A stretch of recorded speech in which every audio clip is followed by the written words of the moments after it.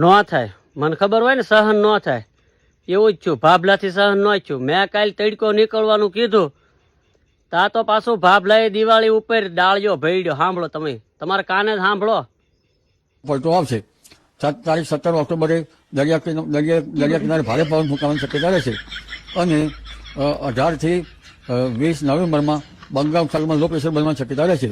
પરંતુ બંગાળ ઉપસાગરમાં લગભગ દિવાળીની આસપાસમાં એક મજબૂત સિસ્ટમ બનવાની શક્યતા રહેશે અને તે સિસ્ટમના કારણે પણ દિવાળીની આસપાસ ગુજરાતના ભાગોમાં વાદળવાયુ કે માવઠું થવાની શક્યતા રહી શકે. પરંતુ નવેમ્બરની શરૂઆતમાં દક્ષિણ ભારતમાં ભારે અતિભારે વરસાદ થવાની શક્યતા રહે છે. સામાન્ય રીતે ચોમાસું ઓછાતું હોય છે ત્યારે ઈશાની ચોમાસું દક્ષિણ ભારતમાં શરૂ થતું હોય છે, પરંતુ આ વખતે વિશેષ વરસાદ થવાની શક્યતા ગણતા તેની અસર પણ ગુજરાતમાં થતાં ગુજરાતમાં માવઠા થવાની શક્યતા રહે છે. એટલે લગભગ 15મી ડિસેમ્બર સુધી તો હાલ એક કે બીજા કારણ અને બંગાળ ઉપસાગરની સિસ્ટમોના કારણે માવઠા થઈ શકવાની શક્યતા રહે છે. જી તમે કરી હું જો મારું તો મૂળ નાખોડું નીકળવા દેતા ને બાપા.